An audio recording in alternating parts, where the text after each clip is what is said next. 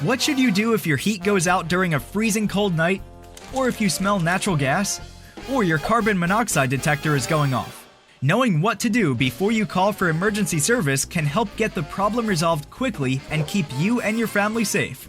First, make sure you have emergency phone numbers posted where you can see them easily, including the fire department, your energy company, and Deljo Heating Cooling.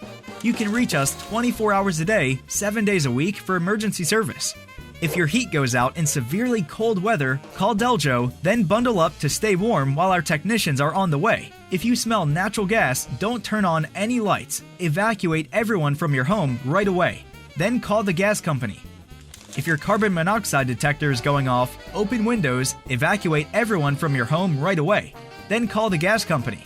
Of course, regular maintenance is the best way to ensure that a small problem doesn't turn into a catastrophe.